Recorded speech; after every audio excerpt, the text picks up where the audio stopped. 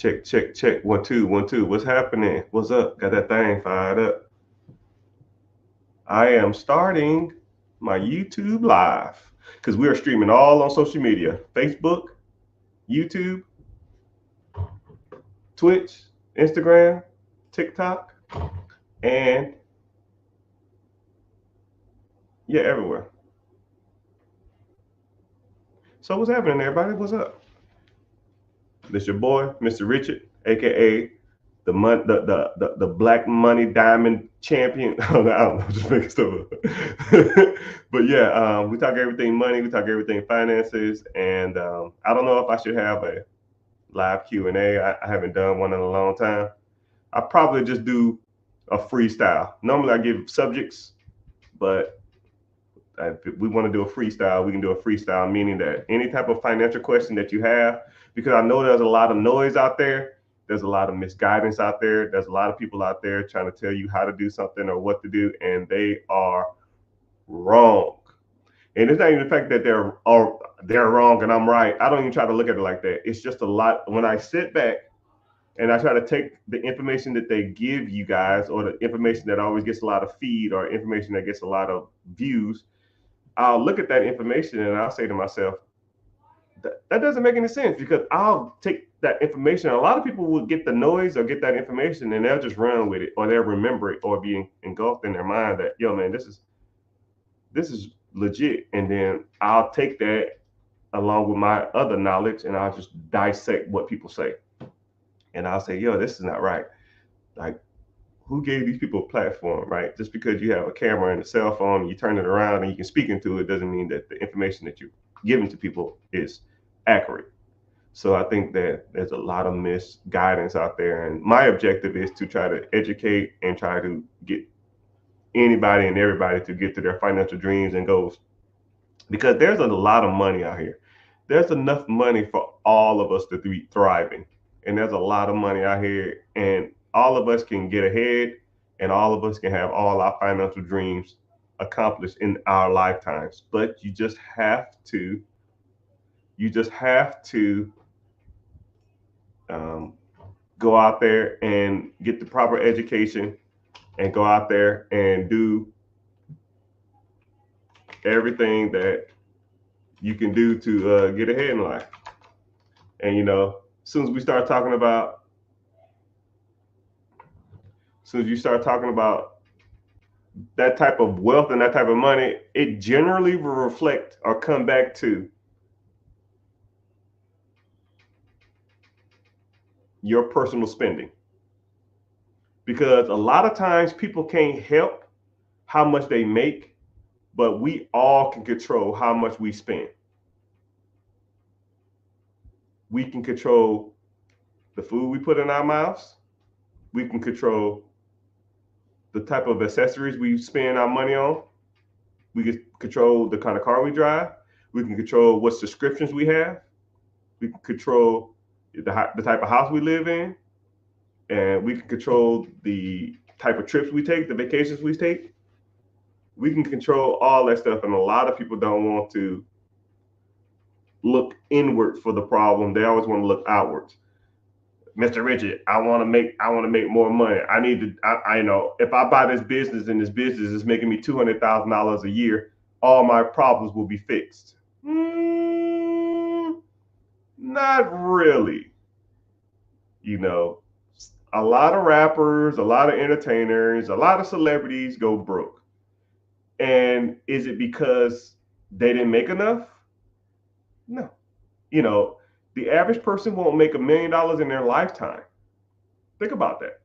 The average person won't make $1 million in their lifetime, but some celebrities will get millions of dollars at once and they'll go broke. So it's not the money, it's how you spend it. And a lot of people don't want to hear that. A lot of people will feel that money will solve their problems, but money is not the issue. Somewhere you hurt my feelings. I think once you really understand that a lot of your problems come from within, and you're looking out to get the answers instead of looking in. Once you get the inward stuff done, then the outward stuff will automatically follow. I'll even put you on some game. I had a buddy who was at the barbershop. I say the story a lot because it kind of makes it's easy to explain. And he was at the barbershop, and a Latino guy walked in there and said, "Hey, man, anybody need any TVs?" And I said, and he was like, "Well, what you got?" This was back in the day too, right? Back in the day when flat screens was everything, right? Now you can get them everywhere in Walmart for $200 or some shit. But he said, "I got 70-inch TVs, $200 a piece. And if you buy them all, I'll give you a discount." He had 5 of them in the back of a pickup truck. My buddy said, "I'll take every single one." He said, "I'll take every single one, but I'll give you $750 cash." He said, "Deal." So this dude had 700. He bought, what was it, 4 or 5? It was 5 TVs. I think it was 5. He bought 5 TVs, 70-inch, for $750, right? I don't know if they were stolen. I don't know where they came. I don't care, right? Hey, help me load them up. We loading the damn things up. We get home. He puts them on Craigslist or Facebook Marketplace, whatever was hot at the time. He was like $500 because those TVs back in the day was going for like $1,200, $1,000. He knew probably something was up with him. He just wanted to get rid of them. He said, $500 will sell fast. He had 100 messages. 100 messages for $500. He easily could have made off 5 TVs $2,500. Easily made $2,500. But he kept 3 of them, sold 2 of them for $500 a piece. So he made $1,000. So he was up $250. And as soon as he got the extra $250, he went to the club. He took his profit and went to make it rain. He bought alcohol and went out to eat. The moral of the story is opportunity is going to present itself to all of us. And then, 2 months later, he complaining he broke. That is an inner problem. That is a problem that's here. I could have gave him 500 grand and he'll be broke in 2 years. I can give him any kind of money in the world. When opportunity presents itself, there's only 2 things going to happen. Broke people are going to do the same stuff they're doing to get broke. Middle class people are going to do the same thing to get them in the middle class, and rich and wealthy people will continue to do the same thing to get them ahead. That's why you need to learn this, not this. Stop blaming the world. Stop blaming the government. Stop blaming society. Stop blaming politicians. Stop blaming entertainers for your problems. It's all here. I don't make enough. Inflation's too high. The Biden, Trump, come out. That's trash, dog. We're beyond that.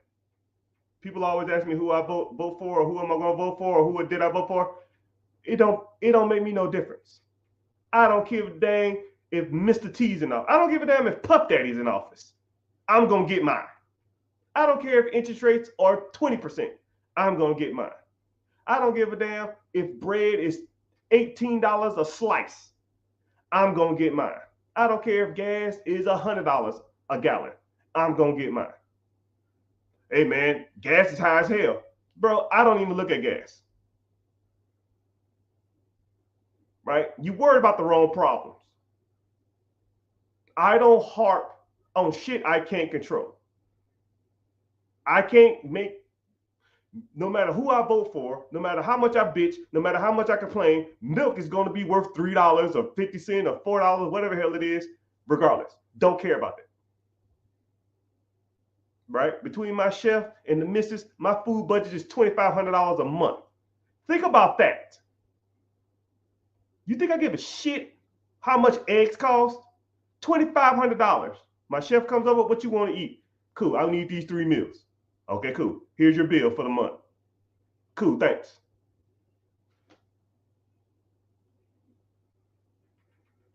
That's my problem, making enough money to get like that.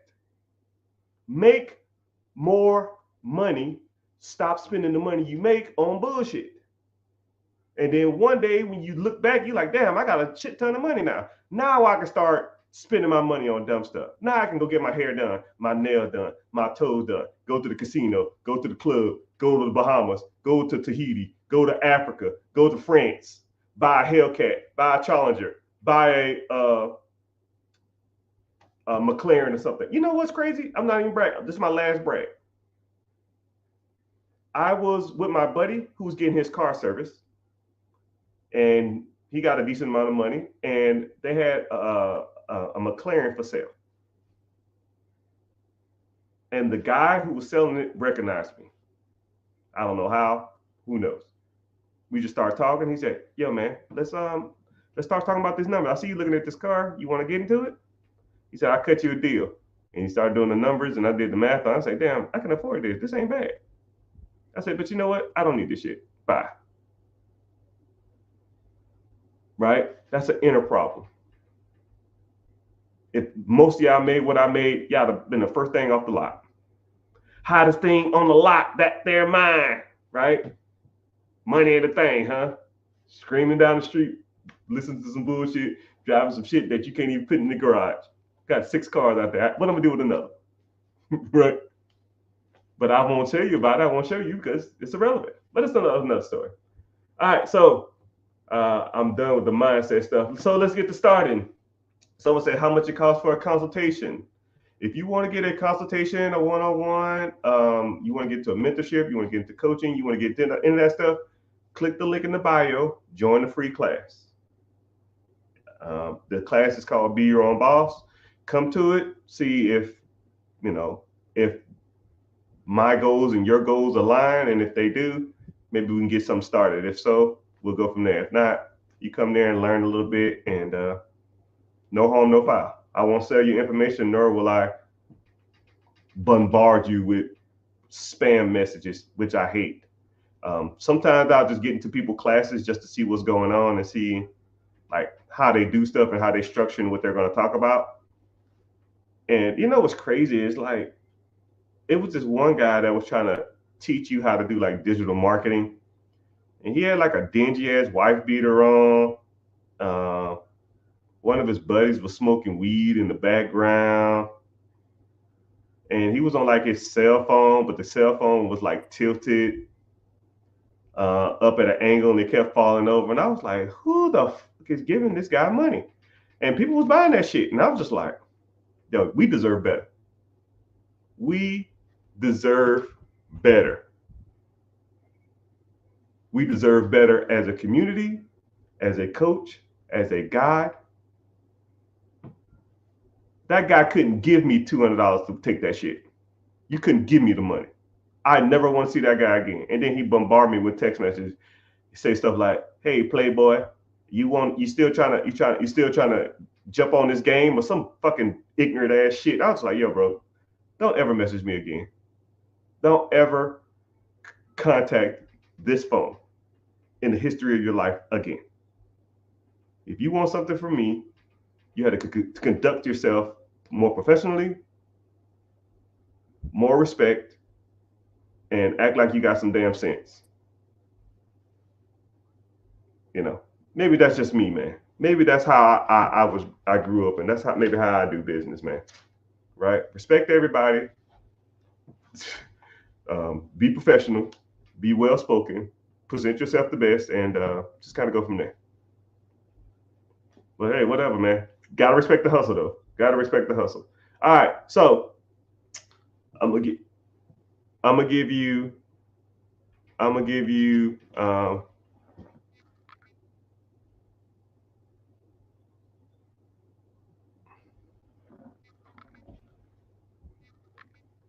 gonna give everybody a chance to get onto YouTube, the tube.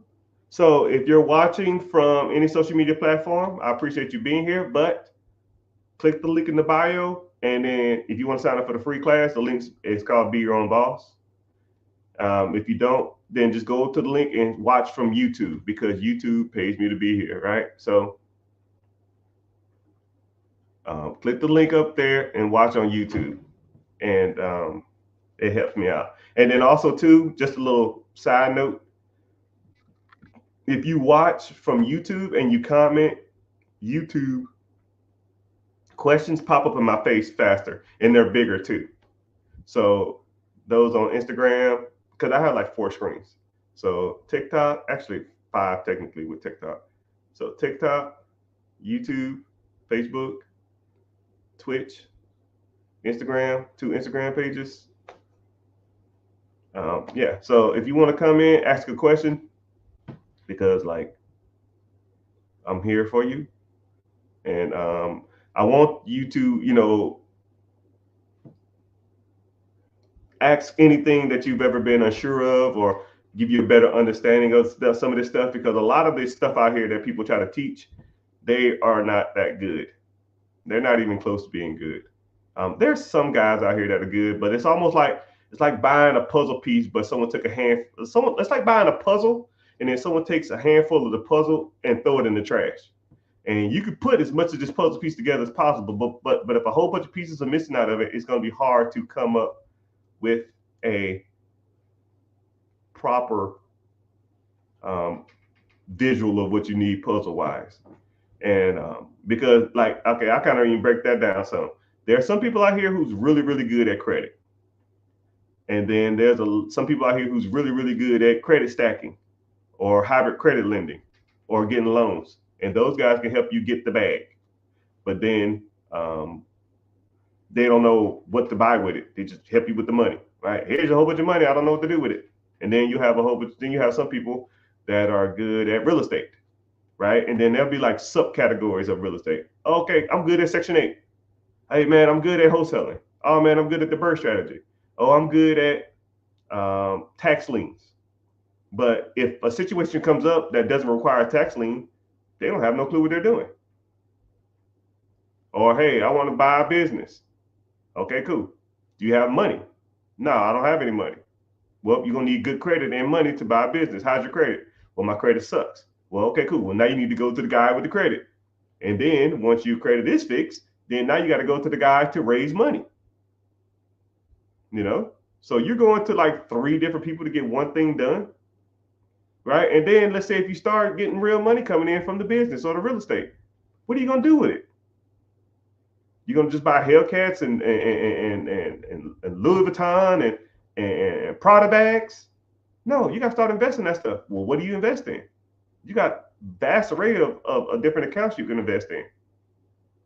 Now you got to go to somebody else to learn that. But here, we learn it all. We break it all down, right? I can almost take, it's kind of crazy, and I'm not trying to boast or brag. I can almost take anybody and make them successful if they really wanted to. Comically anybody. You just got to put in the work, and you got to take a chance, right? I've had people 400 credit scores, 500 credit scores, working check to check, having businesses and or real estate, whatever they wanted to. Because once you understand how the process works, then it's kind of self-explanatory, right? I'll even give you a general overview of it, right? If anybody want to listen to it, I'll give you a general overview of how the process works, right? So if someone comes in off the street with me, hey, Mr. Richard, I've been watching you a while, long time listener, never say anything. Screw it. I want to get started. Boom. Let's get to it. How's your credit? My credit's shitty. Okay, cool. Let's work on your credit. Let's get your utilization down. Let's get these hard inquiries off. Let's get these derogatory remarks off. Let's get this charge off, bankruptcies, repossession, baby mama payments, judgments, tax liens, whatever, right? We got to address those issues. Well, I ain't got no money to do that. Well, you better find some, right? You got to start side hustling. You got to start making extra money. You got to start cutting the fat, or you got to start picking up extra shifts, right? I don't care what you got to do. If you're single, you probably got to move back in with your mama or move in with a roommate. You live by yourself? Yeah. Why? You're broke. Cut the fat. You paying $3,000 a month for a high rise downtown when you should be living in somebody's guest room for $400. You know? Okay. So now you're gonna start cutting your expenses. Your Netflix, your Hulu, your damn DoorDash, your Uber Eats. Stop eating out all the damn time. You cut all that crap. So now you take that money and now we're gonna start devoting it towards these bills, right? Paying down your utilization. If you got charge-offs and collections, it depends on the extent of the collection. It depends on the type of charge-off, right? We got to start knocking, trying to get those things off your credit. If it's long gone, it's been gone like 4 years, but you're trying to wait for it to fall off, we can dispute that. Dispute charge-off, dispute late payments, dispute bankruptcies, dispute repossessions. Fight that stuff off your credit. So now we fighting all this stuff off your credit, and your credit score is going to slowly but surely start jumping up because now you're all that hard inquiry crap gone. Late payment stuff gonna be getting out of there. Credit collections and any type of derogatory marks, we're gonna try to get all that crap off there. Okay.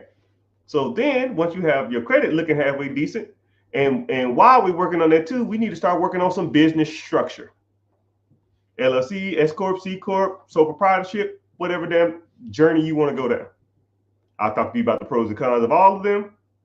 And I'll talk to you about which one that you need for your particular situation because they're all different. Right? So let's say you go with an LLC. Okay, cool. Do you want to raise capital from the bank, or do you want to use private money lenders, or do you want to use, for whatever you want to do? Right? And which route do you want to take? Do you want to start buying businesses? Do you want to do start a business? Do you want to take your side hustle and go full time? Do you want to buy some real estate? What do you want to do? Because once your credit start going up, that means you are eligible, or you'd be more creditable to creditors. That makes sense, kind of? I hate the term, does that make sense? I know I said it right. So you are now you in the favor of the credits. And then I'll teach you the scores that you need to be shooting for. The 580s, the 600s, the 620s, the 650s, the 680s, the 700s. All of those they're like checkpoints, and they all mean different levels of credit. Once you get to like 700, you can pretty much get anything you want. Some people say to me, yo man, Mr. Rich, I need an 800 credit score. Why? If 700 can buy you anything in the world on credit, why do you need an 800? Why do you need an 850? It's like being strong just to be strong. You don't need that. So we get your credit right, and then we start working on your business structure, right? And start making it to where you can go to banks and ask them for money. If you have proper business structure, you have everything a business needs, and along with good credit, there ain't a bank in the world that won't loan you money. How do I know? $1.4 million of funding. Actually, it's more than that. I don't even count no more. I can go slide a damn house on this shit. Oh, that new McLaren? Shoot, shoot. Oh, I got the new Rolls Royce? Shoot, shoot. Whatever, right? Oh, got a business for sale? Shoot, shoot. Here's my down payment. Because I've shown through time and history that I can pay my bills on time and that I am a good candidate for credit. And I go to these banks and say, I need 30,000, 40,000, 50,000, 60,000, 10,000, 15,000. Okay, Mr. Richard, I got you. Okay, Mr. Richard, I got you. Okay, Mr. Richard, thanks. I got you. And they give me the bag. I rarely, if ever, get, I hate the term disapproved, but unqualified. There we go. Right? Bank of America be on some bull crap sometimes, but for the most part, I'm probably like a 98%, 98% funding rate. So 89% of the times I'll get funding. I've only been denied probably once, somewhat twice. And then you can do what's called a reconsideration if you do get disapproved. And I didn't know that at the time. But I could have been hitting 100%. That's a whole nother story. Anyways, so once you establish good credit, and then you go out there and you go establish good credit, and then you go out there and you go raise capital or use your own capital, and then you need to start investing your money, because once you start fixing your credit, the excess of money that you had to fix your credit needs to start going somewhere else, right? Just because you was paying $300, $400, $500 a month to pay down these credit card bills, and now once those credit cards are paid off, you're not just done with that. Now you can go spend that on like going to the club. That's stupid. Now we're gonna take that $500 and we're gonna start investing it, right? Mutual funds, ETFs, IRAs, 401ks, all that shit, right? Now you can do what's called a portfolio loan. They said you have 30 or 40,000 in an account. You can go to the bank and say, "Yo, I want to get a portfolio loan." That portfolio you can borrow against those assets. So you can take a $50,000 portfolio of stocks and go get a loan against it. Now you take that loan, you go buy real estate or buy a business. You see what I'm saying? You see how this works? You see how that person who was living check to check, I showed them how to cut their expenses. Then I showed them what to do with the money, extra money they had, and how to pretty much build up their credit. And that's kind of how the game works, right? And once you could just sit back and look at it for a second, think to yourself, damn, that ain't bad. That probably could work. You'll start to realize that this is how people get ahead. And my objective so far was talking about blaming the world for your problems. No, everything that you're doing now is a reflection of your choices.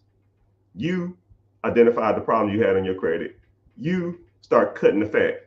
You start working on side hustles. You started building your business structure, LLC, S corp, sole proprietorship, whatever. You start raising capital from the bank. You start buying businesses. You start buying real estate. You see what I'm saying?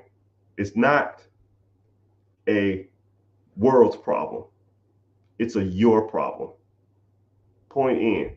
Everything I say has nothing to do with who you voting for. Everything I say has nothing to do with your job or your income or your baby mama or the courts or the system. That's stupid.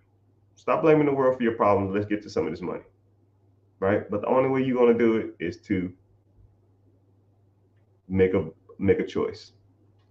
You got to choose to get ahead, and you got to choose to start associating and hanging with people who are doing it on a high level. And I don't make excuses for people, and nor does anybody in my community or in my groups or my mentorship. We don't make excuses for you either. If you want to hang around those type of people, then cool. Click the link in the bio, join the free class. If not, hey, maybe one get out, or maybe not. It's your world. It's your world. But welcome in, welcome in. I see Twitter has a few people. Wow, Twitter bumping. YouTube has a lot of people also. Welcome in, welcome in. Somebody always on Twitch. Hey, Twitch, say what's up. Instagram, a little lackey, but it's all good.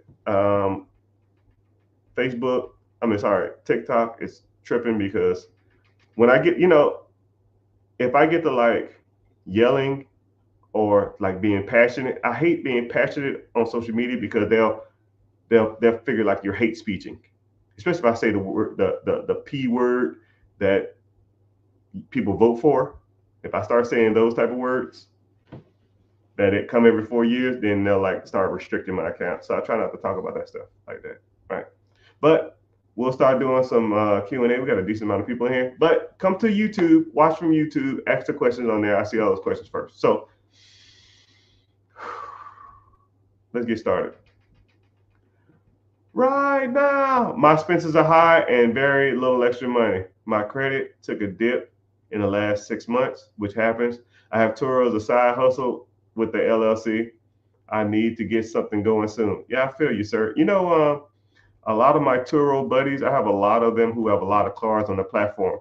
one, Turo like raised their prices, and this is what's crazy about Turo. I see like Airbnb commercials, I see Uber Eats, I see Lyft, I see all those type of commercials. I never see it. I never see advertisement for Turo. It's almost like it's almost like they take a fee and then make you fend for the wolves. And then they raise the fee to where it almost doesn't make any sense for you to make any money. Now I have friends on Turo that have one of my friends, actually I got a few of them. One of them has 60 cars, and I have another one who has 37 cars. And I have a couple cars on there too. And I understand. But my cars are just paid off, just things that I just try to do just to mess around, make a little extra money here and there. Oh, what's happening? I see you.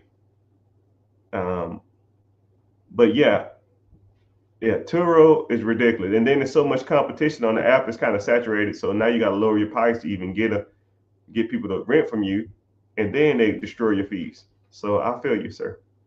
So, but Turo is a little more passive, right? You just put the car on there and you clean it up and you get it back, and you kind of go from there. But um, the expenses are high on Turo, like I already said. So you might need to start cutting more expenses. I don't know what expenses you cut. I don't know you from a can of paint, but your expenses are high.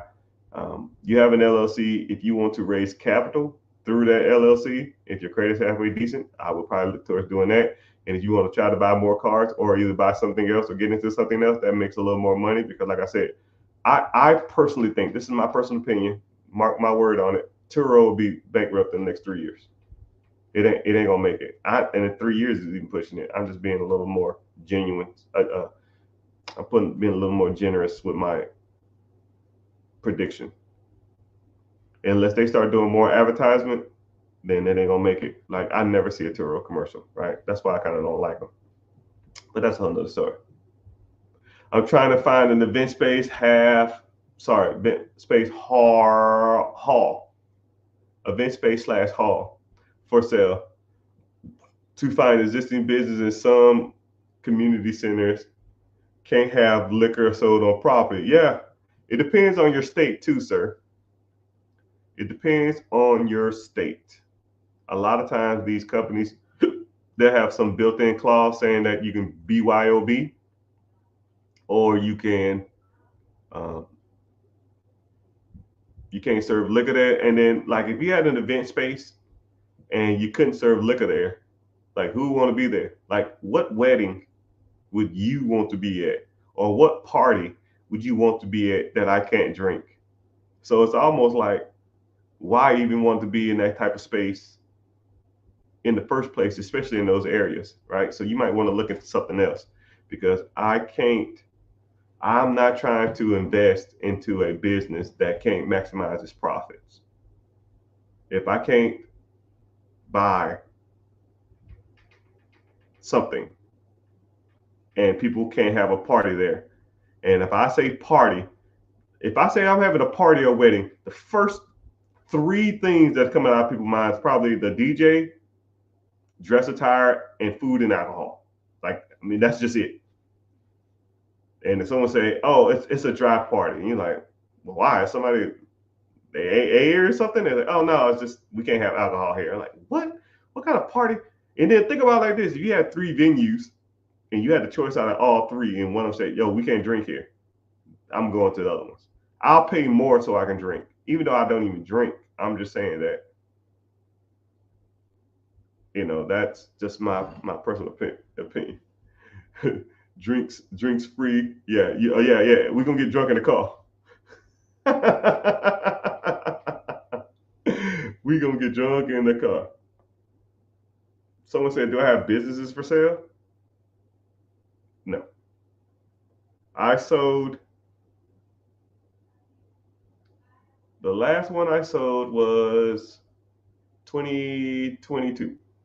That's the last one I sold. But the ones I got now, they're so seamless and so effortlessly ran.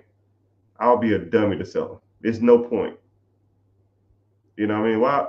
You know what I mean? If I have a cow in the back, if I have a chicken in the back that's laying golden eggs and it don't crow, it don't damn poop, it don't make a noise. It just sit in the corner and just lay me golden eggs all day, right? And to what? To buy something that's gonna be making all the damn noise. The golden eggs gonna be smaller. I'm gonna have to damn stop what I'm doing throughout the day and go, nah, I'm good, right? This thing is this thing is on autopilot now, right? One side of me wants to just shake everything and get like a $25 million company, but why? It's just more money. Once you kind of content and happy on the type of money you're making, more money is irrelevant. Like I'm telling you, man, the grass is not that much greener on the other side. And I'll even give you a quick exercise. Okay, let's say if I gave you an extra 20 grand right now. Okay, TT, what's happening? I see you. Let's say if I gave you an extra 20 grand right now. Boom. What would you do? Cool. Let me go buy. Let me go put a down payment on a new car.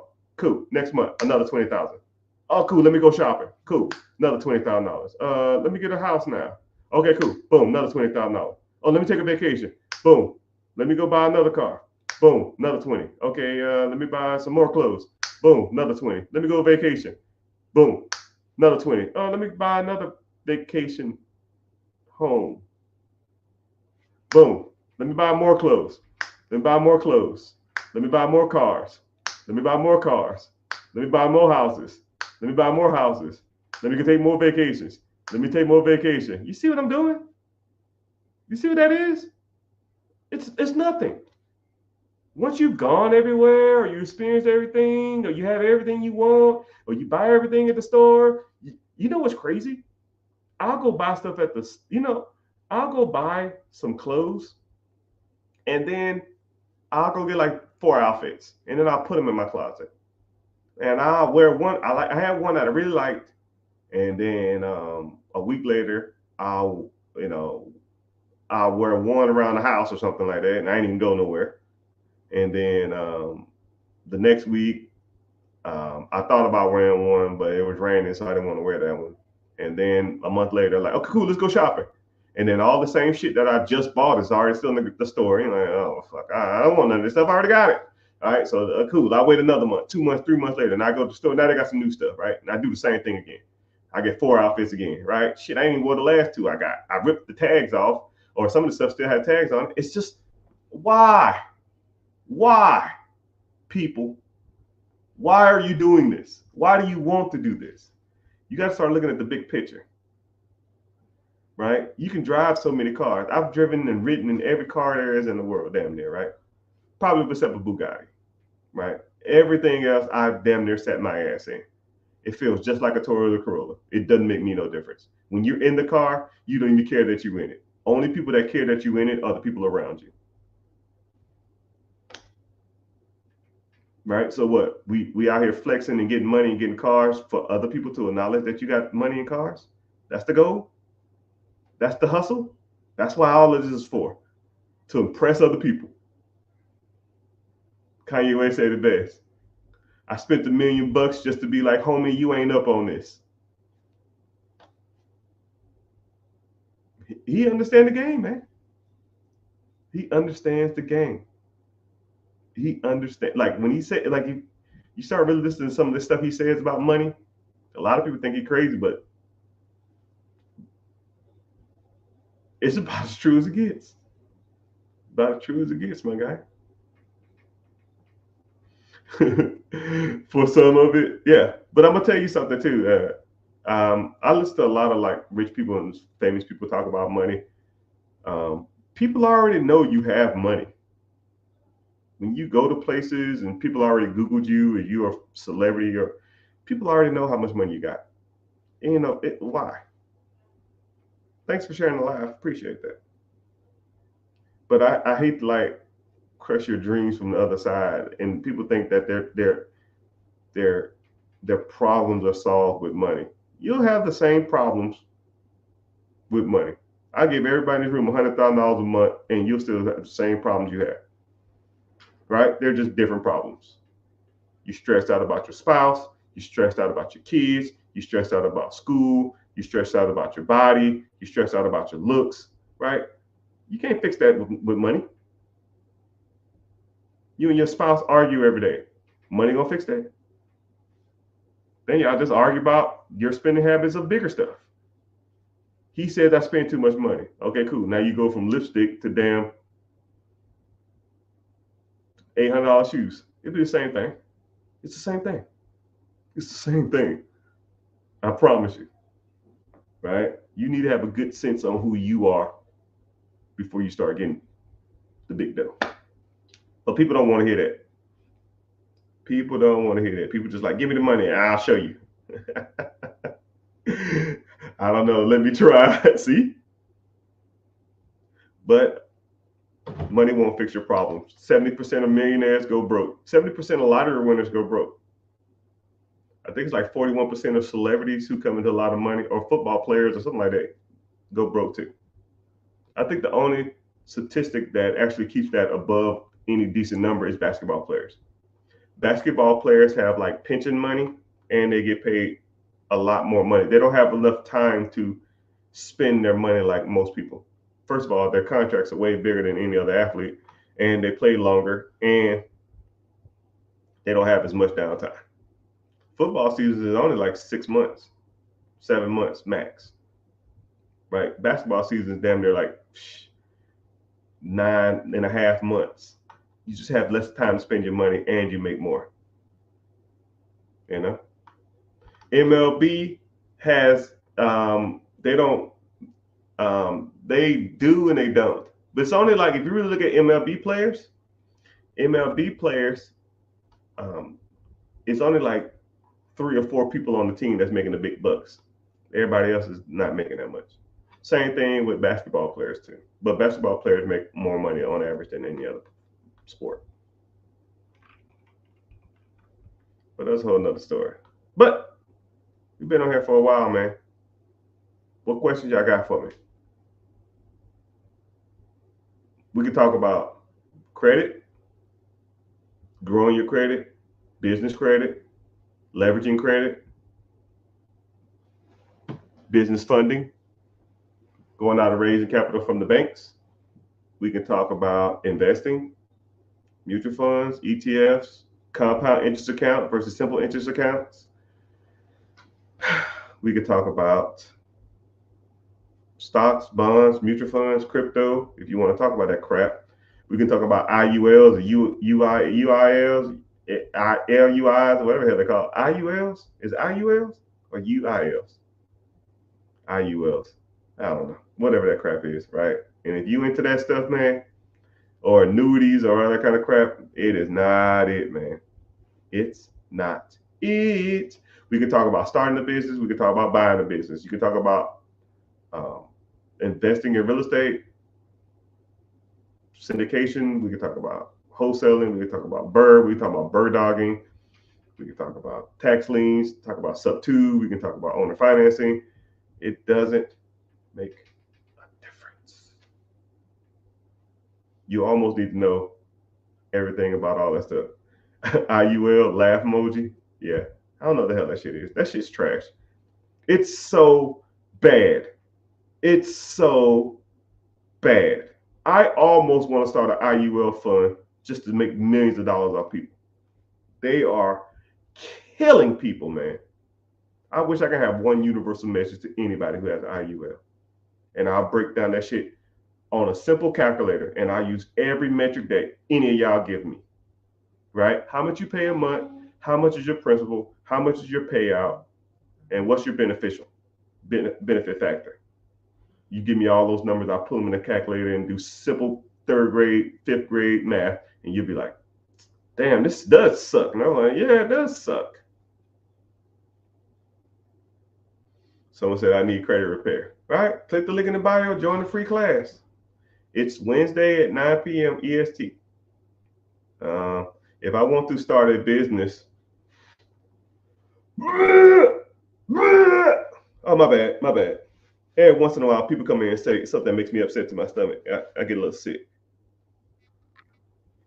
You stated if I wanted to start a business. Come here. Why would you start a business when you can buy one that makes money day one? Why? So let's do a simple startup analysis, right? I don't know you from a can of paint. You said, how do I determine the market that needs it? First of all, there's your first problem. Trying to figure out if a demographic or a market needs the product that you want to start. Because if you start some shit and they don't want it or don't need it, you're going to close down. Ask Kevin Hart. He opened up a damn vegan restaurant that I heard the food wasn't even that good, nor did people want it in that area. And it closed down in 2 years because he didn't do the research, the marketing. He didn't do the market to see, he didn't do an analysis to see if the market wanted it. But let's say if there's a business that's already out there and it's been open for 15 years. Does the market want that business? It's been around for 15 years. You can't be in business for 15 years and not make money. Hell, you can't be in business for 5 years and not make money. Fuck, you can't be around for 2 years and not make money, right? Let's start a business and every month I take out $3,000 out of your pocket. Every month, $3,000 out of your pocket. How long are you going to survive? Let me take $5,000 out your pocket every month. How long would you survive? $10,000 out your pocket every month. How long would you survive? Not freaking long. Okay? If a business has been around for 5 years, 10 years, 15 years, 30 years, how much money are they losing every month? Probably none, because they have their answers figured out. The market has already been determined. They already have customer loyalty. They already have a base that they can market to. If they wanted to market to somebody, market to the people that already come there, right? Do giveaways within, or do incentives or give backs to people who've been loyal to you for 10 years, 15 years. Now let's do a startup analysis, right?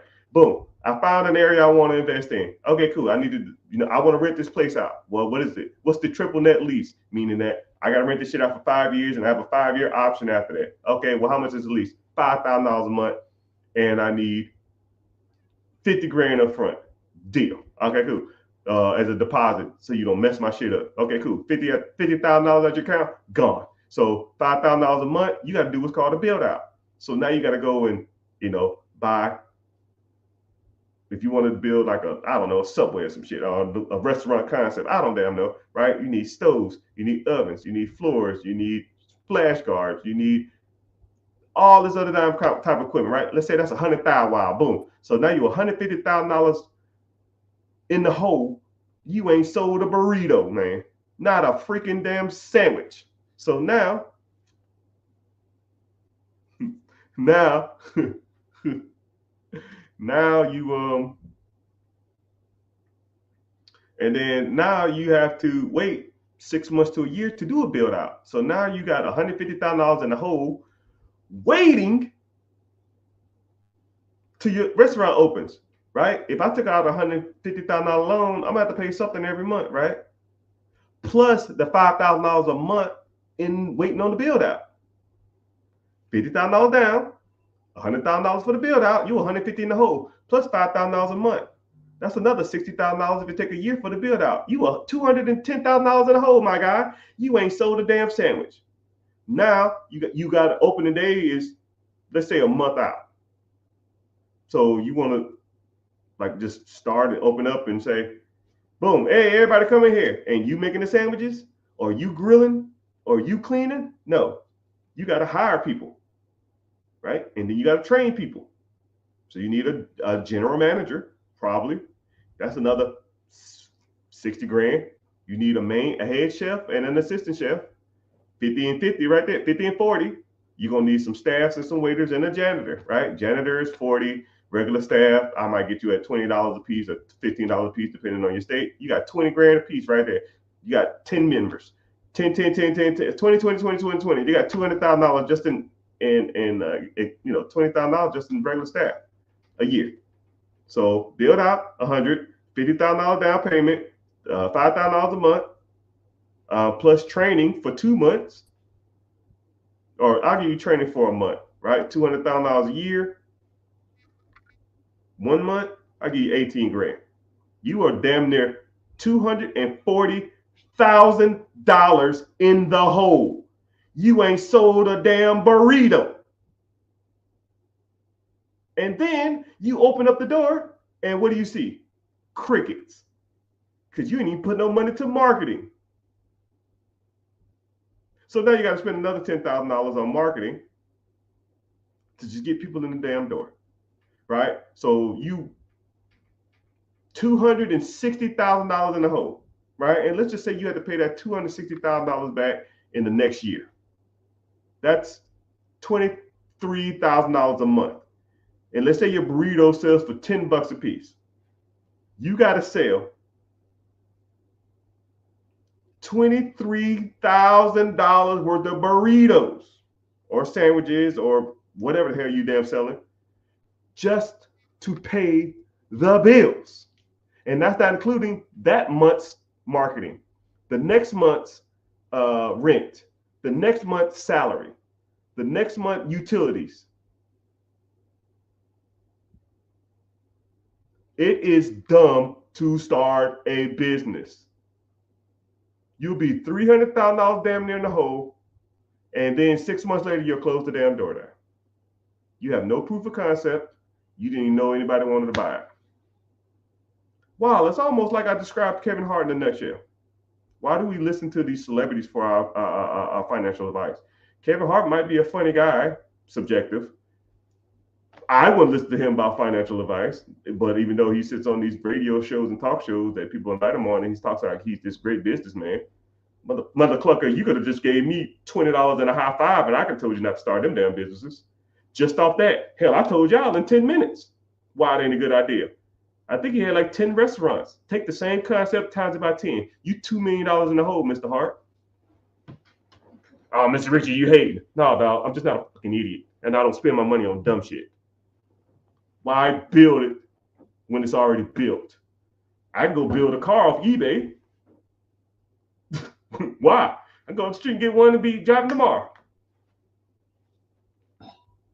But some people just like to show and like to sell people that they the man, or they do all this kind of stuff when they shit ain't that sweet.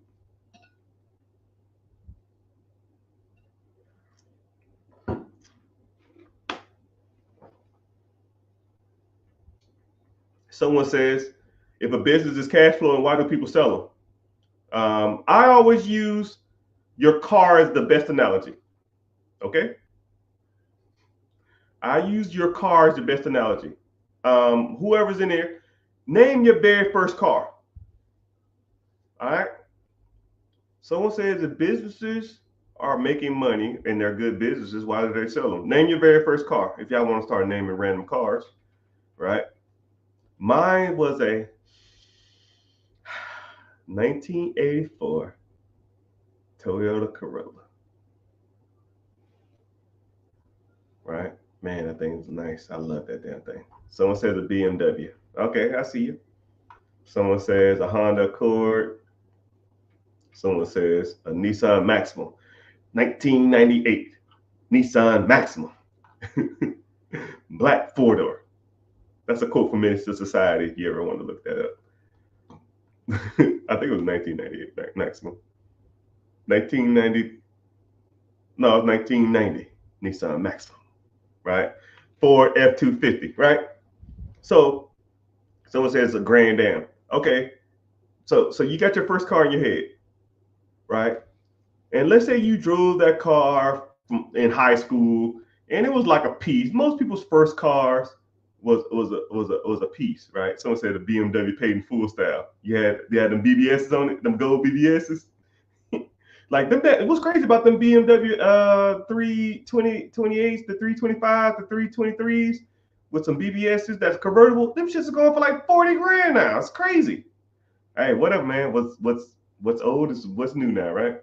Anyway, so let's take your first car, right? And let's just say it did its job. It got you back and forth to, most people's first car was a POS. It got you back and forth to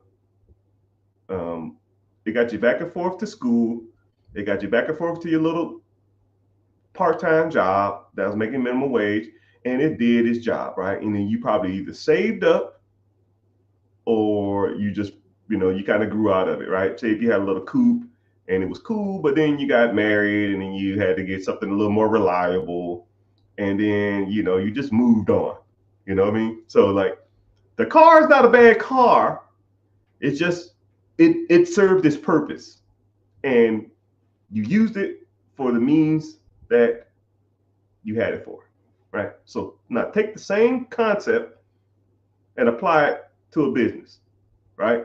My first business was making like $7,000 a month, right?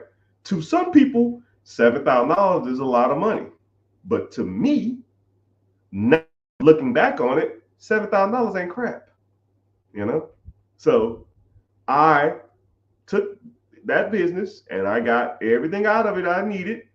I learned a lot of experiences. I got a lot of working with people about operation of business management, growth, scale, accounts receivable, accounts payable, profit and loss statements, year-to-date statements, tax returns on businesses. I learned a lot doing that. But when I realized that $7,000, $8,000, $9,000 a month is not my goal anymore, that 90 grand, 100 grand, 200,000, $400,000, those are my numbers now. That's the kind of money that I want to make a month, and $7,000 is not it. So it was a good business. It did what it had to do. It's still making money to this day. Just was time to move on to something bigger and better. And it's the same thing with y'all first car, right? Y'all first cars were probably not the best of cars, but you learned a lot about driving. You probably hit a whole bunch of curbs. You probably ran a mailbox over or two. You probably hit a bird or something in the damn thing. You probably, scuffed up some wheels, but you learned a lot about driving. You learned a lot about respecting the road. You learned a lot about probably working on cars if you had to do some work on it yourself. And you learn a lot about what you didn't like about cars, right? You learn a lot about cars themselves, but you learn a lot like, my next car will not have this in it. My next car will not be a manual shift. My next car will not have a convertible. My next car will not have two doors. My next car won't be a car at all. It'll be a truck because it's too small for me. You see what I'm saying? It's your first. People sell their businesses because either one, they're too old for them and they want to retire and move to Florida and get hit with all these hurricanes, or they're just done with that segment of their life and they want to move on to something bigger and better. And that's why you learn from people like me on if people are selling their businesses because they're duds or people are selling their businesses just to move on to something else. Because people do that. And you have to learn how to identify that stuff because there's a lot of crap out here and there's a lot of treasure out here too. But you got to weed through the junk to get through the good stuff. Someone said, I like hurricanes. Screw them hurricanes, man. I'm done with Florida.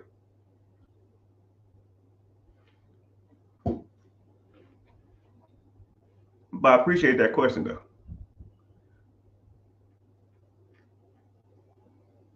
But when it comes to different types of businesses, and I'll even give you this too. There's a lot of businesses for sale that a lot of people think are good, and a lot of people don't know that they're not that good. So if you had to guess, right? If I had to ask y'all, let's do a quick survey. If you had to buy any type of business, like what would you want to buy? If you could just take over a process right now, what do you think would be a cool business to run? Or tell me what business you want and why you want it, right? You can say it's easy. It looked like it'd be fun.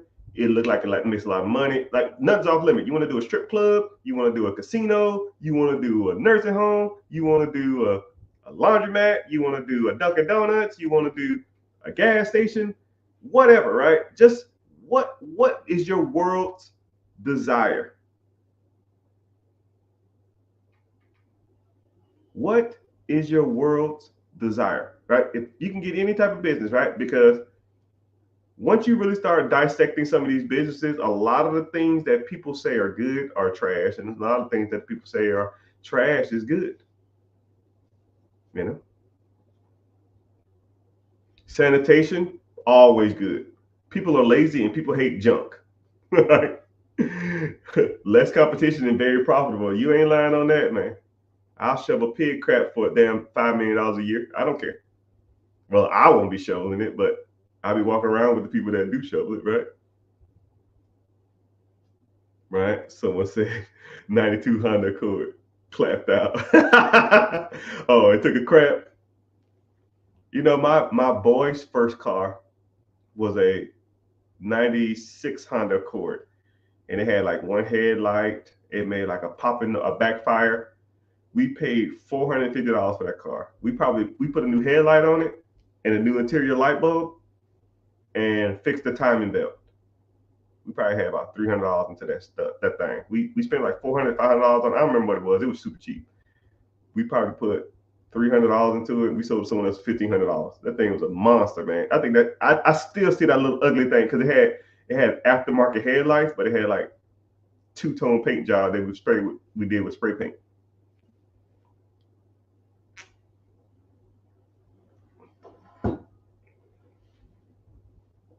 Someone said mobile detailing and film protection. Yeah, the markup on some of them things is nuts, man. And what's crazy is if I was you, I'd probably look into getting into that if I was you. That's a really good industry to make money on, right? But you can get to mobile details in multiple three different ways, right? You can do mobile detail as you go to them. You can do mobile detail as self-serve, and you can do mobile detail as in you drive your car through, put them on subscription service, and they can vacuum their car out. And I think all of them are very profitable. I don't think I've ever seen one not do well. Everyone I've ever seen, the one where you drive through with the subscription service, is a little overpriced now, but I think a lot of people. So I'm gonna kind of put you on some game too. Uh, so let's take a pool of people who want to buy a car wash or do car wash details and stuff like that. And like I say, all of these people, everybody's going to gravitate towards the drive-through car washes that you use the vacuum service that you get your subscription service on because they're big, they're making good money, and a lot of people like them. A lot of people like that business model, right? But while everybody's focusing over here, the self-serve, you put your quarters in, put your $2 in, and you wash your cars. Those are like falling by the wayside, and you can almost catch steals on these things, man. You just got to know where to look and know how to negotiate with people. So these things, because a lot of people will say, yo, man, I'm gonna just go over here and focus on these. And everybody want to not get out their car and hand wash their stuff. But there's still people out there that get the excitement. They feel like those machines can't do what they can do. Or they have like something specific, like they want to get some like specific dirt off. So those, and then also mobile detailing. I think any type of come to you service is going to blow up in the next 5 years. So let's think about it. These are just my prediction. These services are going to blow up in the next 5 years. Okay. Mobile detailing. You come to my house, you clean my car. So think of that. You come to my house, you do X, you leave. Okay. Once you have those keywords plugged in, you can insert whatever you want. You come to my house, you clean my house, you leave. You come to my house, you clean my house, you leave. You come to my house, you fold my laundry, you leave. You come to my house, you watch my dog, you leave. You come to my house, you walk my dog, you leave. Just stuff like that. Like things that people don't want. You come to my house, you cook for me, you leave. Those type of services are going to expand in the next 5 years. Like I'm a fair warning. Hear me out now. Once if you want to hop on this, right? I think $1 million deals every day. This is yours. If you want to have it, I don't care. I don't have time. I make a decent amount of money. I don't need any more. I'm good. If you had an app to service people in any one of those ways, you will be rich. Think about it like this. If I had an app to where a person would come over my house and cook for me and then leave, or an app where, like, let's say if I had like My mom used to make huge ass dinners, right? Barbecue chicken, macaroni and cheese, collard greens, cornbread, yams. And let's say she cooked enough for like a family of four, right? She take the family of four and she put it into like a little pan, couple of little pans, and then you ordered it on your phone, and then I would take you a whole family service of food for the day. I would buy that shit every day. But there's nothing out there like that, right? There's not a mobile app I can't think of any where I can just say, yo, man, come over my house. I'll take a picture of my car, and you come over my house, and you clean my car. And then someone shows up in my house, right? I got to get on the yellow pages. I got to get into I got to find an app. I got to go on Facebook Marketplace. Oh, yeah, fuck. Where's the app, right? Where's the app I can go to and have a person? I put all my dirty laundry in a basket or in a trash bag and put it on my front porch. Somebody comes over my house, take my clothes, wash them, fold them, press them, and put them back on my porch in 3 days. Right? When I was in Iraq, we had a water restriction, so we couldn't even use the laundromat. We couldn't wash our clothes. We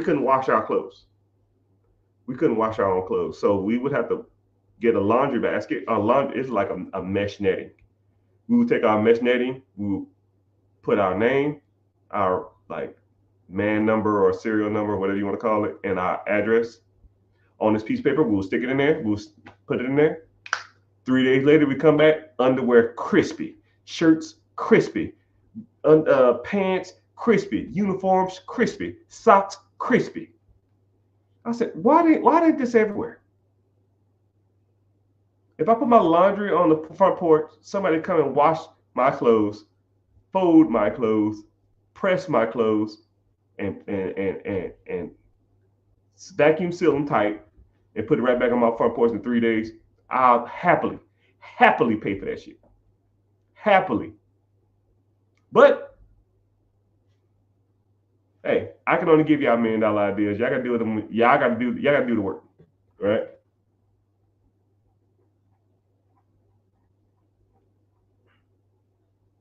Oh man, my bad, Instagram. I didn't even know like my screen was frozen. So Instagram, if y'all in here, man, say something. Man. I didn't see the message. I was like, why Instagram ain't talking? Why no one ain't coming here? But I seen people popping in and out of there, but it just wasn't doing anything. But thank you. I mean, go over to YouTube. It's a decent amount of people in the YouTube watching. Thank y'all for being here, right? One of my major goals is I watched a streamer, and I try not to be envious of people. I try not to be, but it is what it is. But I watched a YouTuber today, and he had like 8,400 people in his live, and he was just talking about like just like random stuff. I think he was talking about like weather in the South, and I was just like, how many so many people in here? You know, I'm trying to put y'all on that $1 million game, and it'd be like a handful of people in here. But I respect all y'all. I appreciate every single one of you. Welcome in Facebook. I see you. Twitch. I see you. YouTube. We was thick a little minute ago, but now it's kind of thinning off. Twitter, what's happening? I see you. Instagram, I see you. Even though my feed wasn't feeding. And also my people's in TikTok land. So yeah, I work at a high-end car shop in Seattle. It's high-end like Tesla rebuild shops. Mobile detailing, yeah. And then the bad part about it is if you start getting into like the Mac Daddy cars, you can start charging a premium. Right? I think an average car detail is probably what, $200, $300, $400 max. Shit, you start getting into like the Mac Daddy ones. Shit, you hit damn near $1,000. There's a guy on social media that charges $10,000 a car wash, and it's a waiting list of 6 months. And he takes, I think it's like 3 days. I mean, for 3 days, I'll clean that shit in 4 hours and let it sit there. Yeah, man, I'm still working on it. That shit was done 2 days ago. Oh yeah, you come pick up your car. Oh man, it's beautiful. Yeah, that shit done. That shit 5 hours ago. Just keep it forever and tell them I'm still working on it so I can charge more. But it's all good. So preguntas, questions, ask whatever question you want to, whatever kind of money subject you want to break down. That's why we're here, because I like talking about the money. No subjects off limits. Someone said the top 25, so top 3 tech stocks. Hey, bro, listen to me. Don't overthink it. There's only one answer that's right. One. Actually, there's 3 answers that's right. The top 3, in my opinion, in this order. All right. So somebody give me a guess, right? What do you think the top tech stocks are in the world? Or the top tech stocks to buy? Someone talk about tech stocks. I can't even damn talk today, right? Right. Some people might comment, some people probably won't. Everybody knows I like some of these stocks, and some people already talk about it, right? You already know probably number 1. Right. And actually I won't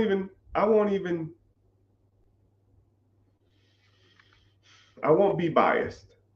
Okay? Because my answers are gonna be a little biased. Okay.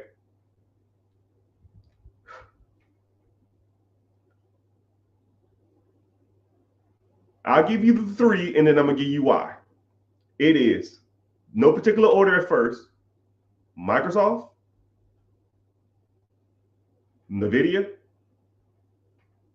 and Apple. Okay. Nvidia is almost single-handedly holding the market up now. Okay. It is doing magic out there. Magic. The amount of money this fucking company is making is nuts. It is probably the highest performing stock over the last year. Is damn near destroying everything. It's almost unheard of. If they told me they was making Terminator computer chip, if they was making the computer chips that the Terminator runs off of, I would believe them. If they told me that this company makes whatever's going to damn turn on the nukes and take everybody out, I would believe them. Because it's no way that this company should be making this kind of money. But it is, right? But it controls a lot of computer software that runs the majority of video games. Like the Fortnite, I heard it's like AI, Fortnite, all that kind of stuff, right? How big do you think the video grow? It ain't slowing down anytime soon, right?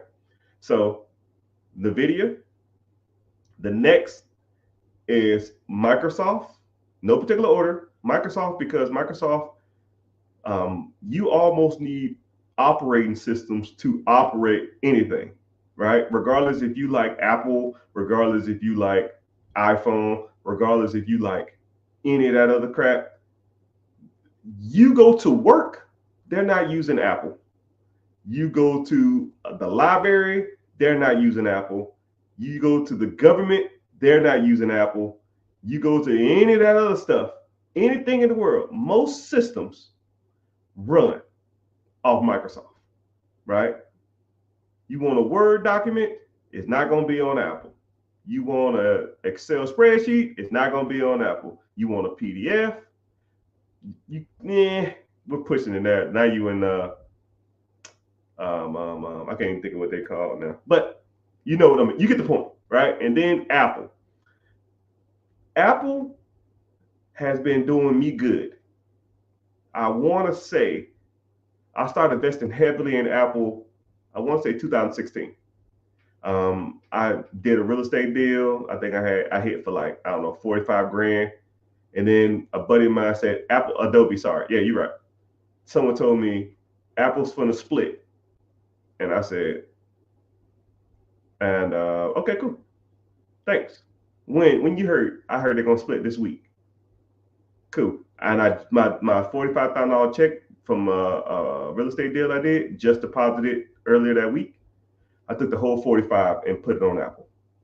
And I've been slowly but surely putting about $500 to $1,000 a month since then on Apple. my Apple is up easily 700, 800% since then. Easily, right? So I will never, I don't like Apples. I don't like iPhones. I don't like Apple Watches. I don't like iMacs or Mac Pros or Pro. I don't like any of that crap. I will never, ever, ever, look at me in my eyes, ever, ever, ever, ever, ever own an Apple product. Ever. But I swear up and down by that product, by their stock. Because I know people are diehard loyal to that stuff. And then when people are diehard loyal, you will make money off of it. You make money off people's loyalty. You could take coffee from the gas station and put it in a Starbucks cup, and people will say, yo, this is the best coffee in the world. Loyalty. They had people, I'm going to give you 2 experiments they did with Apple. They took the old Apple phone. They said, yo, we're going to let you use the new Apple phone, right? So let's say you had a 14. Oh, here's the new Apple 15. We're going to give you the new Apple 15. You let me know if you like it or not. They gave them the old phones. Exact same features that their phone had. Oh man, it seems like it's working so much faster. The camera's better. It seems like it has a better speed. I like the clarity of the phone. It's the exact same phone. When you're that blind, loyalty wise, they're printing off money, and then they charge within their own system.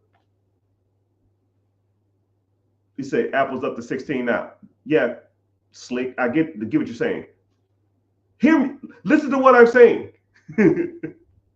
The point is, people are loyal to those brands, right? Some people will literally ostracize or critique or belittle people if they don't have those devices. My kids come to me all the time and say, all my friends have Apple. You are just falling into that marketing crap. They have less than superior products on all levels.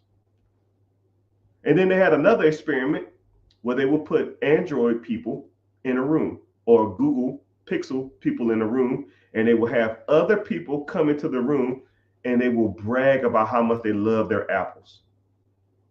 So they'll give a random person, right? Say you have a Galaxy whatever, right? Or a Pixel whatever. They'll put you in a room and then they'll bring like 3-4 random people in there and they'll just brag about how much they love their iPhone. People will literally stop what they're doing on their phone and put their phone up because they don't want to be ostracized or criticized by Apple members. When you have that kind of impact on an individual, when you can affect their psyche and make them feel less inferior or less than because of a product, you have sold water in a bottle. Smart water, same thing. Ain't nothing smart about it. Dasani, Aquafina, Deer Park, Fiji. You're paying for the convenience to have the water. It's no benefit to having that shit. But you can't tell anybody else that. If you want to spend $3 on water, that's fine. It's your world. But they've given people tap water and put it into a Deer Park, Dasani, Aquafina, or Fiji, and said, which one of these tastes better? And just because it's in a fancy bottle, they'll say, yo, this one tastes better. All this shit tap. You can put all the bottles with all tap water in, and people are like, this one tastes better. Okay, cool, man. That's why I like Apple, because it messes with people's lists. You won't get me, but you'll get other people there.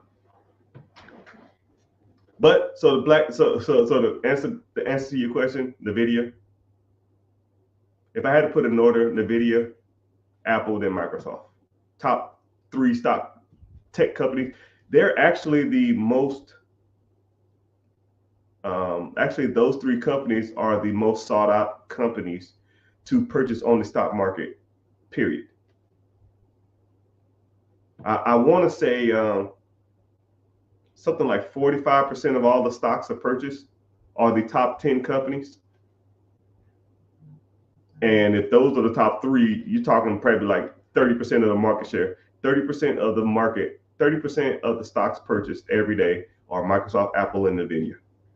30%. I don't even know how many billions of dollars are traded every day, but think about that number. Sit on that one, homeboy.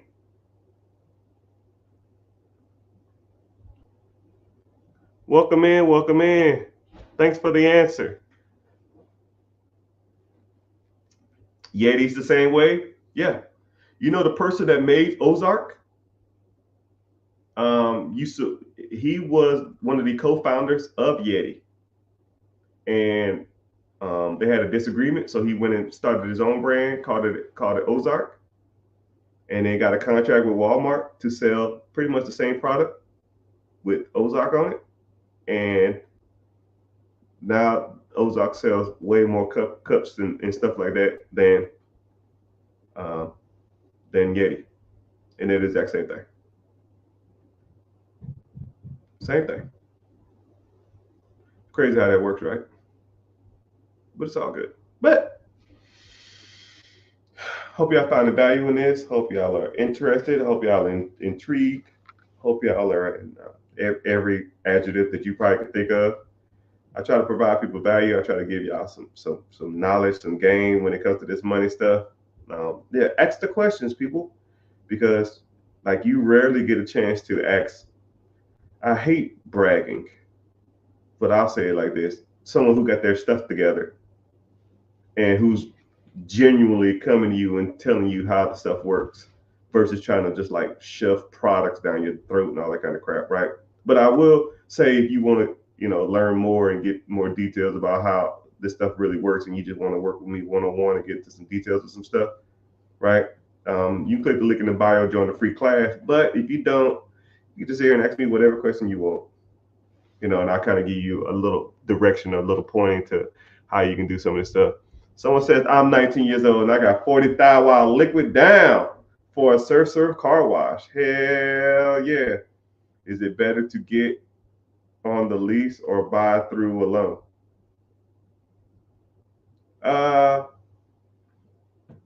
Generally, whenever you buy, so if you have a car wash, so first of all, self-service car washes are the ones that you go up to, you pull up, and then you go put your money into the machine, and then it cashes out quarters, and then you put your quarters in, and you wash it yourself. Okay, that's self-service. Anything else that's like self-service with the vacuums is technically not self-service. It's automated car wash, but that's another story. So let's say you wanted to buy a self-service car wash or get into the self-service car wash. Generally, those buildings, since the building is the car wash, more than likely they're not going to lease it to you. Sometimes they will, sometimes they won't. Sometimes a person will lease out those type of buildings, or they'll lease out the land. But for the most part, those type of buildings are like one in the same. You're not gonna like a self-service car wash that you drive through with vacuum cleaners in the back.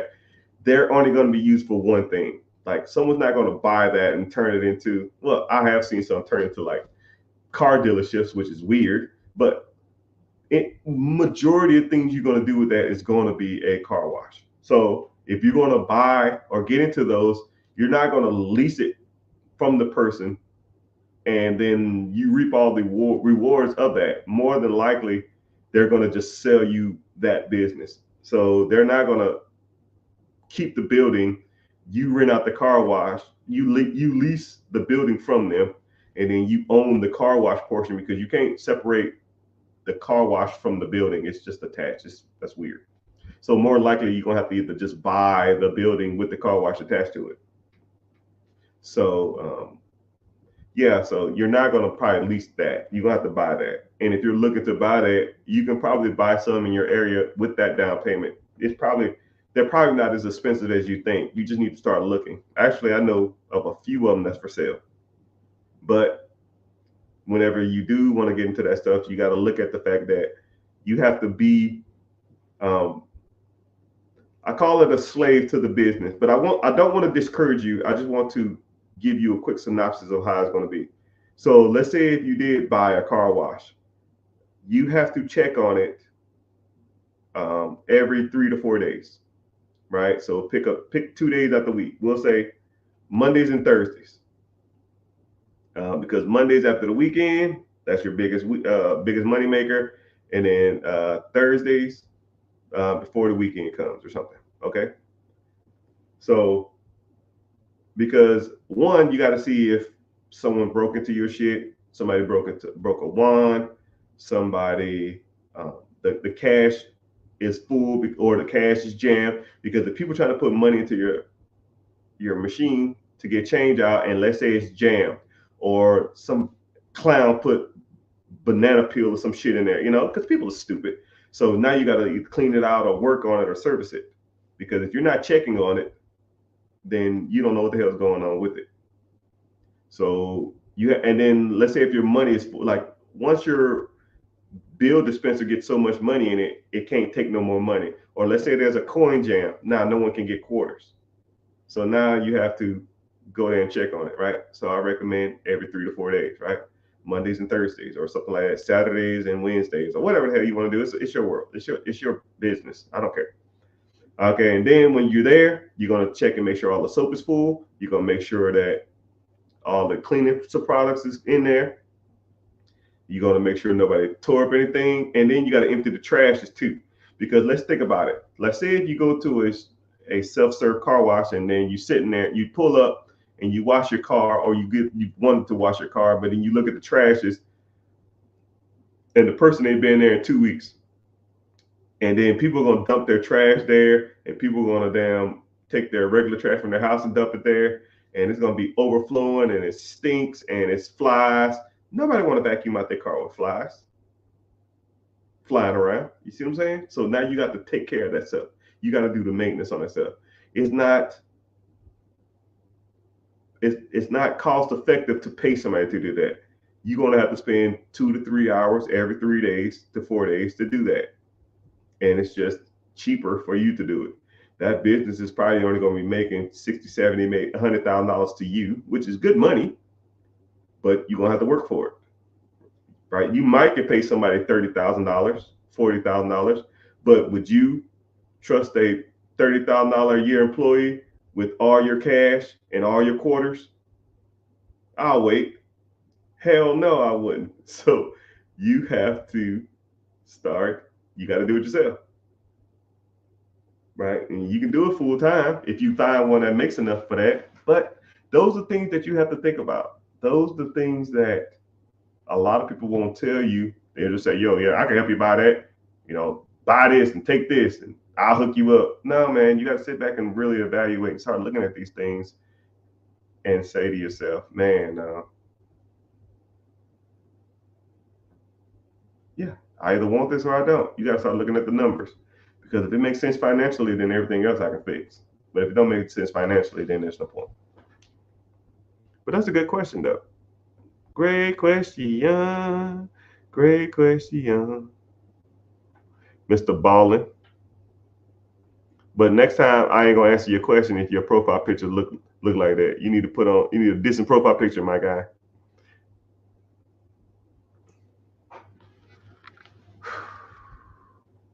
What's the upper limit of personal credit cards versus annual income?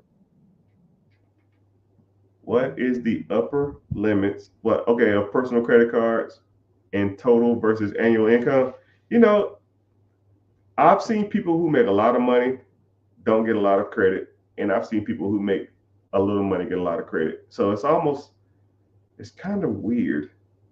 It's whatever metric. I wish I could just sit back, and I don't know if it's like an algorithm or if it's like a computer program or something to where it predicts how much money an individual is going to get contingent upon their stuff. I'm thinking to myself, like, man, I don't know.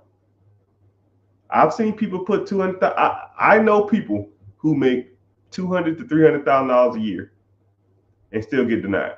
And I know people who work at at Bus Boys making $28,000 a year get approved for a $10,000 personal credit card. It don't make any sense. And I know people that make, I don't know. It probably has a lot to do with your credit profile. It probably has a lot to do with your credit history, your payoff history.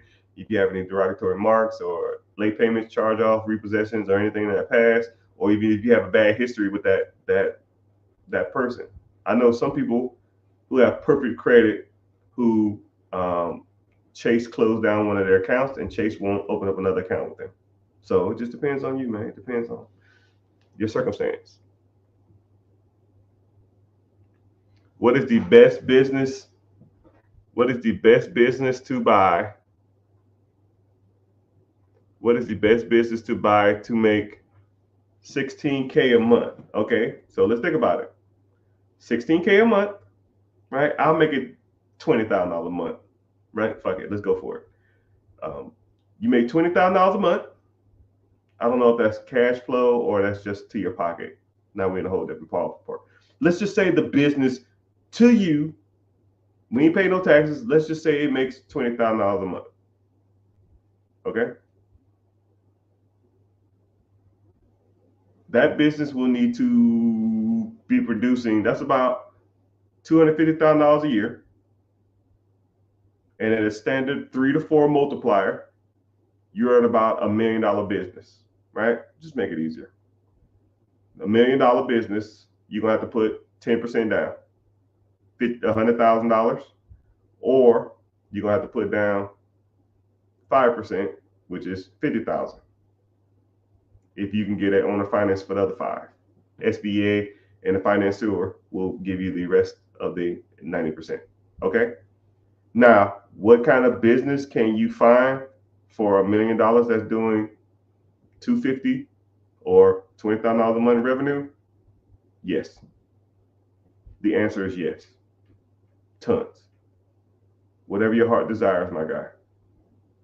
If I sat back and got on the internet, I could probably find you, I don't know, 500 in the next 15 minutes. No, actually 500 in the next minute. So just letting you know, that's not a hard task. Just depends on what you want to do. Where in the world is Santiago? Someone said, how much money do I make on YouTube Live? Not a lot.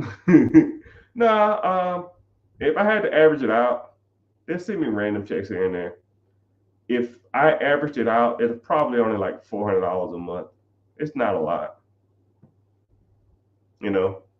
So let's do the math, right? Let's do my YouTube math. So YouTube tells me I need to go live every day. Okay. So let's say I get $500 a month, right? So I go live every day. I have to do at least 90 minutes to an hour, 90 minutes to 2 hours, right? So I'll put it at 2 hours, right? 2 hours a day. That's 14 hours a week. So 14 hours a week times 4 weeks, that's 56 hours. I'm $500 an hour, $500 a month, divided by 56. I make $10.90 an hour to be here, pre-tax. So I'll make less than minimum wage to be on here to talk to you guys. But it's not about the money. It's about growth and education to everybody. And then one day, whenever I'm streaming and it's 1,000 people in here, or 10,000 people in here, or 100,000 people in here, then it'd be a whole different story. But journey of 1,000 miles starts with one step. I just gotta do my time. Right? Everybody starts here. Mr. Beast, he put out 10 years worth of content before he got his first 2,000 followers, man. 10 years of content. He has a video of him count to 1 million. It took him like 7 hours. Think about that. And people still watch that shit to this day. It's crazy. It's crazy. But It's just you got to do your time, right? I'll get there. I believe in myself. Got to put in the time. Anyways, when investing in the Midwest real estate, what to look for when hiring a property manager?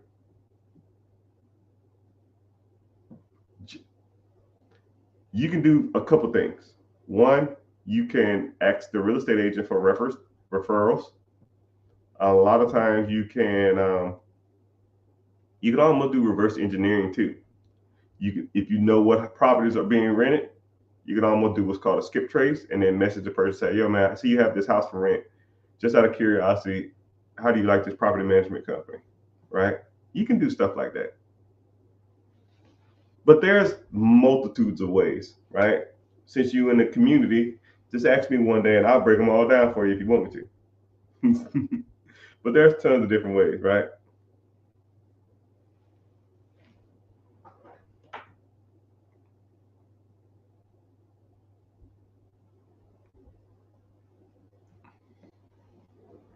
So if y'all following me too, or if y'all in here, if y'all get messages from anybody that's not me, there'll be some like the rich get Richards or the rich got Richards or something to that extent. Just block them. They're gonna try to sell you on some crypto or some other crap. The scam game is crazy out there, man. And I almost feel bad if people get scammed by a fake account of mine. I used to I felt real bad. I wanted just to pay the people if they ever got scammed, but I I would be literally sending hundreds and thousands of dollars a day if that was the case. So just I can't do it no more. Right? There's three on here watching now. Cool, block them. Block them. They don't even follow. Block. Boop. How you gonna use my likeness and don't even follow me? That's almost disrespectful.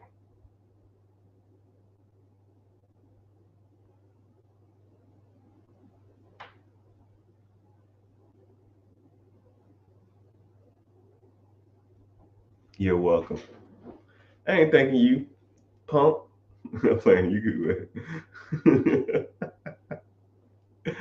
Oh my goodness.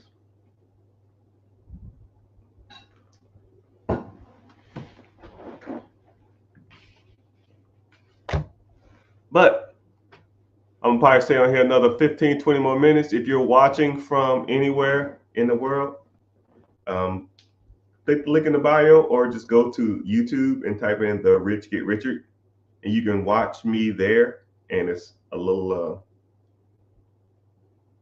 it's easier for me to see your comments and or those channels pay me to be here, right? I probably have about 100 people in here now over all the social media platforms, and YouTube is the only one that gives up the money. Everybody else be on the bull stool, right? Mm.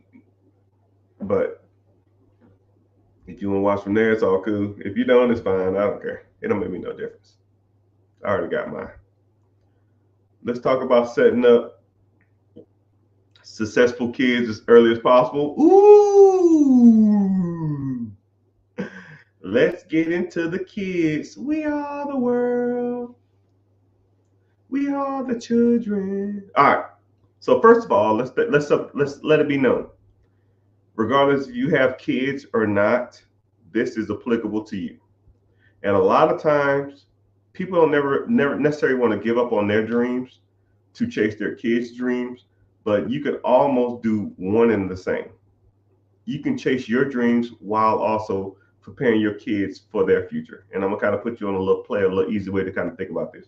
So a lot of people will say invest in life insurance. And I'm not saying life insurance is great or bad or okay, it is what it is. I'm not telling anybody to cancel their life insurance. Don't You ain't gotta listen to nothing I say, right? But there are better ways out there to do it, right? Especially if you do like temporary life insurance, which that's a whole nother story, which I recommend, but and it's cheaper. Term life insurance, not temporary. Well, I guess it's term. It's a term for it. So what you do is you take all the money that you was going to devote to your kid. Okay? This is the play. If there's another easier way out there to do this, you let me know, because I ain't figured out one yet. And I've been doing this for years and it's been working for me. Right? But like I said, invest with your own prejudice and bias, whatever analogy you want to include. So you invest in something that's going to be long term. That's where the play is.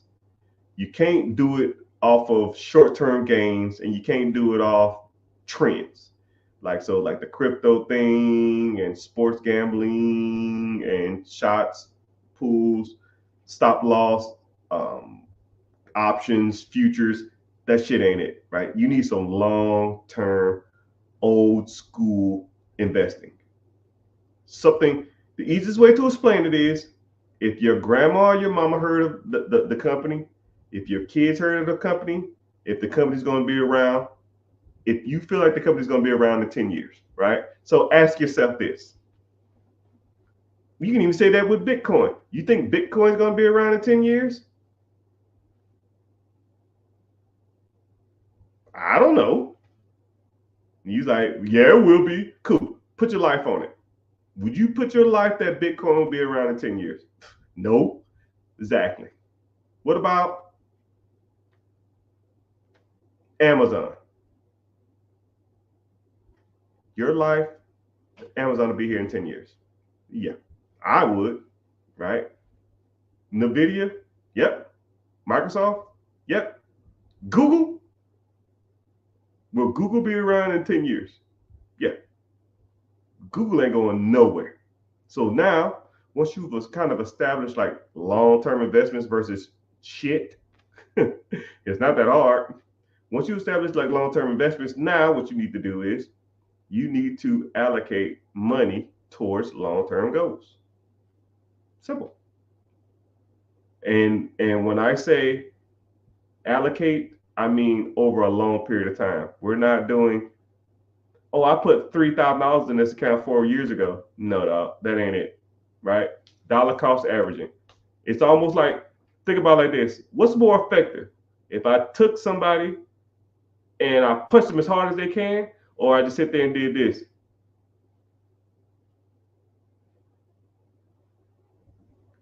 For 10 years, 15 years, 20 years. Eventually, that person's face is going to be damn smushed in, right? That one punch is going to hurt. But if I punch somebody in the nose all day long, for 30 years, their whole face will be concaved in. They'll almost look like a different person after 5 years, 10 years, 15 years, because that's the effects of long-term investing, right? Throwing your money into something and letting it ride ain't it. You got to put it in there constantly. I don't give a damn if the car tires need done. I don't give a damn if the wedding's coming up. I don't give a damn if I want to take a vacation. I do not care. Invest, invest, invest, invest every month. Never turn it off. And then what you do is you put those into accounts and investments that will pay you over time. Dividend, interest, all that. And once you have a certain amount in there, then you can borrow against that money. You can do portfolio loans. And you can take that money out and invest it in something else while the money's still growing. It's a crazy concept, right? If you don't pay that money back, they're coming for your stock, but just pay it back. Duh. But and let's say you grow this fund. Let's say you grow this fund into $500,000. Okay, the interest on $5,000, even if you follow the simple stock S&P 500 over the last 5 years, or since the Great Depression, 1933. Since the Great Depression, the stock market as a whole, not the S&P 500, just every stock, good or bad, since the Great Depression has made about 10.3% returns.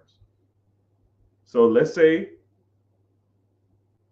you have $500,000 in this account and you want to chill now. $500,000 at 10.3%. It's $51,000.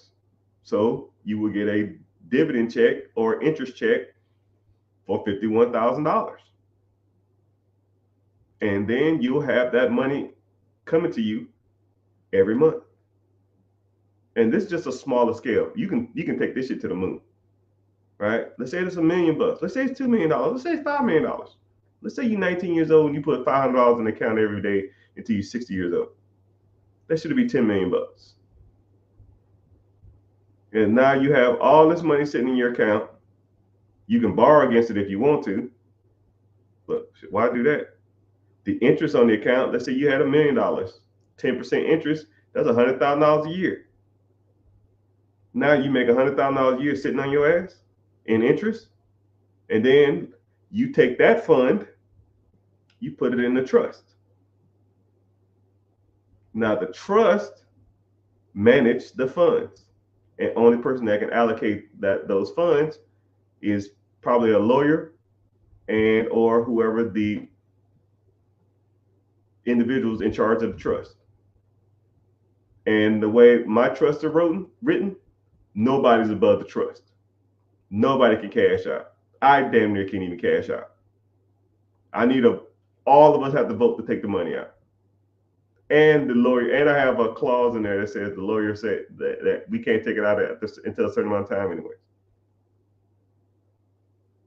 So in 100 years, my great grandkids can touch this money. But after that, I don't give a shit, right? But it'll probably be $100 million or some shit in there. And $100 million at 10% compounding interest is probably be $10 million a year. Why would they need the $100 million? They can just split $10 million each amongst themselves. And I'll just make a YouTube video if YouTube's still around. Then I'm like, yo, you fucking idiot! It's $100 million in this account. You're not going to make more money than I did. You're not that smart. Take the $10 million, shut the fuck up, and I'll see you next year. You can, if you spend it all on anything, on dumb shit, then come back next year and you have another 10, right? But you're gonna take the $100 million and do the same thing with the $100 million that you're doing with the 10 million, and it's buy junk. You're not that smart. Just live off this money for the rest of your life and your kids' life and your kids' life and your kids' life. And now y'all just live off royalties for the rest of your life. You pretty much making your kids trust fund babies.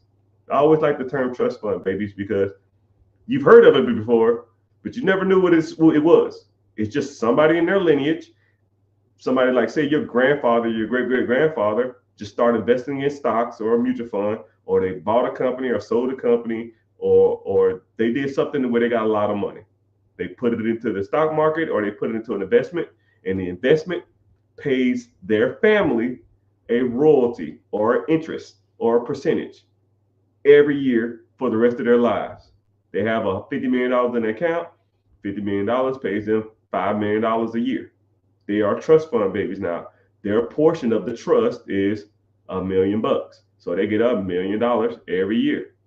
It's not a real hard concept to think about. It's just crazy to think that somebody 70 years ago did the same thing that I'm doing now. And it's so crazy how somebody 50 years ago can do something that you can start now for your kids. And a lot of people don't, well, my kids, well, I want money now. Yeah, bro. You can do this on top of whatever you need to do now. This is just your fallout. Say if the business you want to buy don't work. Let's say if the real estate you want to buy burned down. Let's say if the storage units you bought, everybody moved out of town. Let's say if your vending machine was at the school. Let's say if the vending machine at the school the school closed down because of zoning. I don't know. I can't predict the future. I don't know. Right? Say you had a plan to make all this money doing something and it don't work out. You're going to get old. I'm going to get old. That's inevitable. You can either start putting money into these accounts and it's there whenever you're old, or you can put all your eggs in a basket that you have no uncertainty about. But I know for this, Google's going to be around 10 years from now. Google's going to be around 20 years from now. Hell, Google might be around for the next 100 years. Why not ride that coattail for the rest of your life, your family's life, your rest of your lineage? I hate the term generational wealth, but you have the capability the opportunity, the means to change your family lineage. You have everything. You have, I'm gonna sit up. I'm looking in your eyes. You have everything you need. If you're understanding the words that are coming out of my mouth and you are looking at this and you're processing this in the United States of America, or wherever you are, you speak English, you understand what I'm saying, you have everything you need to be successful. And if you don't have it, it's your choice. It ain't about inflation. It ain't about who in office. It ain't about your job. It ain't about living check to check. That's bullshit. It's just excuses. I had less than nothing. I think I would swap my situation when I was broke and sleeping on my brother's couch or sleeping in his car and surf riding. I would swap that situation with anybody in these lives. Anybody. You had a job or you got a job. I didn't have that. You probably have a car. I didn't have that. You probably got a roof over your head. I didn't have a roof to call my own. I had nowhere to go. So I joined the military.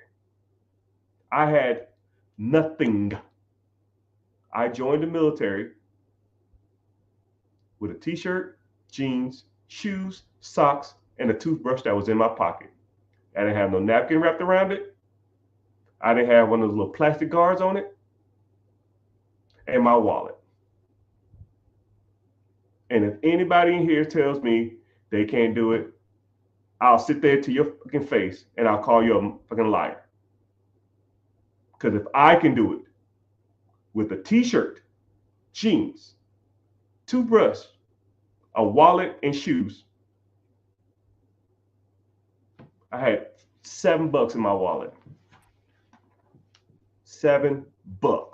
And I borrowed it from a friend because I might needed a meal on the way to the military. And I was so cheap that I ate at the hotel and I was putting food in my pocket because I didn't want to have to pay for a meal. You have everything you need to be successful. And everything other than you being successful is a freaking excuse. Like, I just gave you a play on how to be a multimillionaire and make your kids generational wealth.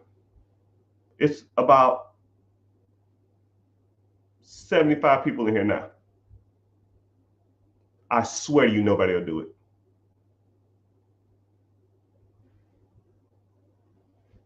You got to make the decision. You got to tell yourself, I'm tired of this shit. I can't do this no more. Mr. Richard, I need help. I almost sound like a church pastor that trying to get you to join the church. I hate when I talk like that. But I'm trying to be real with you, man. I'm trying to be real with you. Right? I'm talking from a place of I've been there. I try not to talk like I'm better than you. I've struggled more so than most of y'all. Right? You have a car and a job. I had less than that. And now your boy caked up. I put in the work. I made sacrifices. I did what I had to do. And that's why I am today. I learned from my mistakes and I learned from others who are smarter than me in certain areas. If you don't know how to do this type of stuff, you don't know how to do the real estate stuff. You don't know how to do the business stuff. You don't know how to do the LLC, S Corp, C Corp, sole proprietorship, business structure stuff. If you don't know how to raise capital, if you don't know how to invest, if you don't know what apps to invest in, you don't know what to invest in, you don't know how long you should be doing it, you don't know how to set up a trust, you don't know how to set up mutual fund ETFs and stuff like that. That's why you learn from people who know what the hell they're talking about. And a lot of these clowns out here have no clue. So, last warning, because I've almost exceeded my time. You want to learn how this process works. You want to learn how people do this on a high level. If you want to learn how the big boys and big girls make a lot of this money. I have a free class coming up. It is Wednesday, 9 p.m. EST. Join the free class and let's get started. If you want to know more, you got to start hanging with people who are doing it. And if you ain't, you can continue to hang with your friends now, see how far they got you. You are a reflection of your friends. And if they're not doing anything with their lives, 9 times out of 10, you're not doing nothing with your lives. When you're sitting around watching football or watching baseball or watching basketball or whatever sport you're into, and you thinking, man, this as good as it gets. If you feel yeah, well, maybe we don't need to associate with ourselves with each other. If you feel like I deserve better, I'm smarter than this, I'm better than this, come on over to Mr. Richard's neighborhood. It's a beautiful day in the neighborhood. Would you be mine? Could you be mine? Won't you be my neighbor? Make sure you follow in and click the link in the bio to join the free class. Later, dudes.